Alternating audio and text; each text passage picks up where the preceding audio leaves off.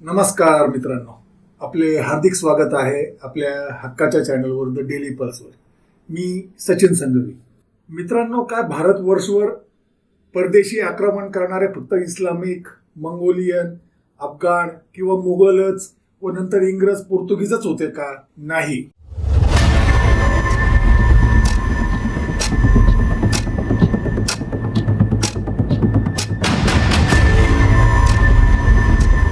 आपण आज भारतवर्षाचा इतिहास बघणार आहोत, ज्यात एक भटकी जमात जी निर्वासित म्हणून आली व भारतवर्षाची संपूर्ण संस्कृती, स्वभावच बदलून टाकले व ते राज्यकर्तेही झाले.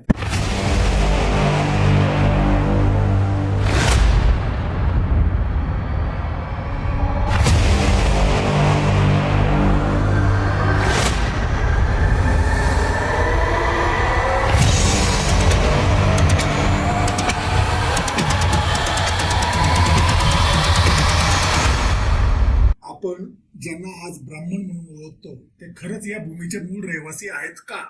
की ते हजारो वर्षापूर्वी इराणमधून हद्दपार झालेले देवपूजक होते? हा केवळ स्थलांतराचा इतिहास नाही, हा आहे धर्मयुद्धाचा, निर्वासनाचा आणि त्यानंतर भारतात उभारलेल्या वर्णसत्तेचा गूढ प्रवास. आर्य लोक म्हणजे इंडो इराणियन घोडेस्वार भटके समाज, जे मध्य आशियातून स्थलांतर करत इराणमध्ये पोहोचले. त्यांनी तिथे देवपूजेवर आधारित धार्मिक परंपरा सुरू केली. होम, हवन, यज्ञ, सोमपान वगैरे यांचे त्यांनी तिथेही प्रसार करावयास सुरुवात केली. वेदांमधील देव तिथेही पूजले जायचे.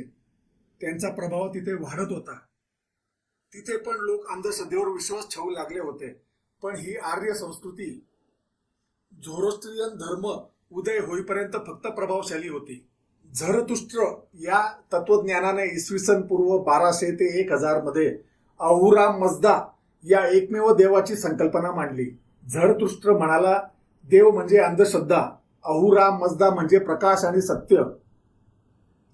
यामुळे पारंपरिक देवपूजकांवर, जे पुढे ब्राह्मण ठरले, झरतुष्ट्राच्या धर्माने जुन्या देवपूजेला विरोध केला. दैव म्हणजे वाईट आणि जुन्या वेद परंपरेतील लोक झाले शत्रू, पापी, भ्रष्ट असा त्यांच्यावर शिक्का बसला.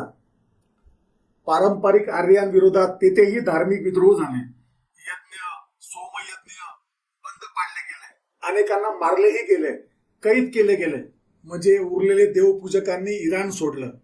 ते अफगाणिस्तान मार्गे सिंधू प्रदेश आणि पुढे गंगा यमुना खोऱ्यात वळाले.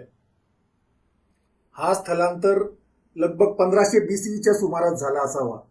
त्यांना भारतात स्थानिक आदिवासी, द्रविड, जैन, बौद्ध असे अनेक जनसमूह सापडले. त्यांनी मग येथे स्वतःची वर्ण व्यवस्था रुजवायला सुरुवात केली. ब्राह्मण हे सर्वात वरचे स्थान घोषित केले.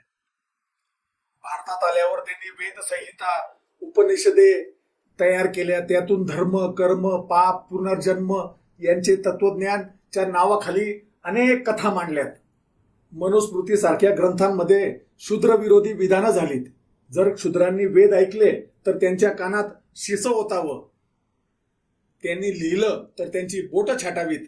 ब्राह्मणांनी मग शिक्षण, मंत्र, ज्ञान, सत्ता यावर स्वतःचा हक्क प्रस्थापित केला. त्यांनी बौद्ध, जैन धर्मालाही विरोध केला, विशेषतः समतेच्या संकल्पनेला. एकेकाळी हे देवपूजक निर्वासित होते, धर्मयुद्धांमुळे हकलले गेले होते.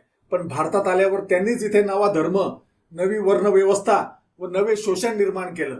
ह्यानंतर आदि शंकराचार्य यांचा केरळमध्ये इसवी सन 788च्या सुमारास उदय होतो. त्यांनी अद्वैत वेदांत, ब्रह्म ही एकमेव सत्य, द्वैत हा भ्रम या विचारसरणीचा प्रसार केला. संन्यस्त जीवन घेतलं. शंकराचार्य पद्धतीचे 4 मठ स्थापले. त्यांनी अनेक बौद्ध व जैन बौद्धिक विचारकांना आव्हान दिले. त्या काळात भारतात बौद्ध धर्म सम्राट अशोकानंतर हजारो विहार, विद्यापीठ, भिक्षुकांचं नेटवर्क, असं विशाल नेटवर्क होतं. 24वे तीर्थंकर महावीर स्वामी 599 ते 527 BCE नंतर परंपरा चालूच होती. आणि दक्षिण भारतात अनेक जैन मठ, भट्टारक, राजाश्रय असलेले संत होते. पण एकत्रित नेतृत्व नव्हतं. याचाच फायदा घेतला गेला. शंकराचार्य व बौद्ध धर्मात प्रचंड संघर्ष झाला. शंकराचार्यांनी बौद्ध मतांचे, विशेषतः माध्यमिक शून्यवाद याचे खंडन करणारे ग्रंथ लिहिले. उदाहरणार्थ विवेक चूडामणी, ब्रह्मसूत्र भाष्य त्यांनी बौद्ध विचारांवर टीका केली की शून्यवाद हा निषेधात्मक आहे, आत्म्याच्या अस्तित्वाला नाकारतो आणि हे अंतिम सत्य होऊच शकत नाही. शंकराचार्य यांचा जैन धर्माशीही तार्किक व धार्मिक संघर्ष होता. काही प्राचीन ग्रंथानुसार शंकराचार्यांनी कर्नाटक, तामिळनाडू, गुजरातमध्ये जैन मठांशी वादविवाद केले.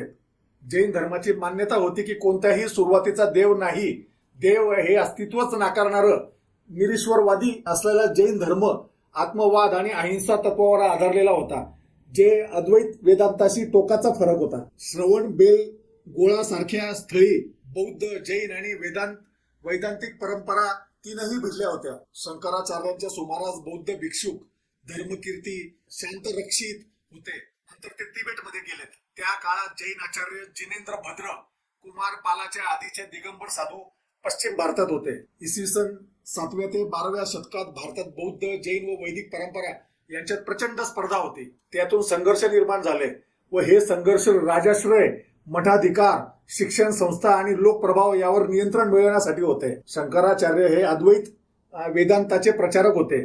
त्यांच्या मठ स्थापनेमागे वैदिक धर्म पुन्हा मुख्य प्रवाहात आणण्याची चळवळ होती. मग त्यानंतर सुरू झाली हिंसक चळवळ.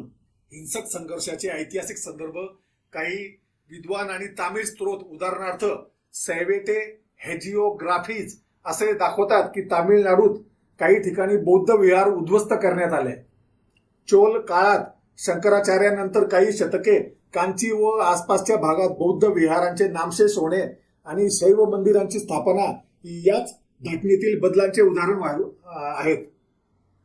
मग जैन साधूंच्या ही हत्या करण्यात आल्या व पेरिया पुराणम 12व्या सेंचुरीमध्ये सॅव्हिया मध्ये वर्णन आहे की एका पल्लव राजाने 8000 जैन साधूंना तामिळनाडूत उंच टेकड्यावरून खाली फेकून दिले. हा संदर्भ मदुराई भागाशी संबंधित आहे आणि त्याचा संबंध शैव वैदिक वर्चस्ववादाशी असलेल्या सूचित केला जातो. शंकराचार्य स्वतः कोणत्याही हिंसेत सामील होते याचे थेट पुरावे नाहीत, पण त्यांनी ज्या विचारसरणीला पुनरुज्जीवित केलं त्यातून पुढे अशा अत्याचारांचा उदय झाला हे स्पष्ट दिसून येते. शंकराचार्यांनी बौद्ध व जैन संप्रदायांना कमकुवत केलं व या विचारधारांनी पुढील काळात शासक, धर्माधिकारी आणि राजसंस्था यांच्या हातात सत्ता दिली, ज्यातून अनेकदा हिंसेचे स्वरूप घेतले गेले. विशेषतः जैन आणि बौद्ध धर्माचा भारतातून झपाट्याने ऱ्हास होणे हे केवळ तात्विक नव्हते, ते राजकीय, धार्मिक आणि कधी कधी क्रूर स्वरूपाचे होते. आर्य ते इथे निर्वासित म्हणून आले खरे,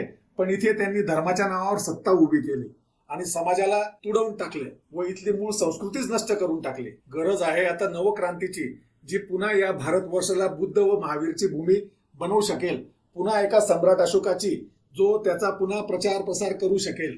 तुम्हाला काय वाटतं कमेंट करून नक्की सांगा. हा व्हिडिओ जास्तीत जास्त शेअर करा. नमस्कार, मी सचिन संघवी.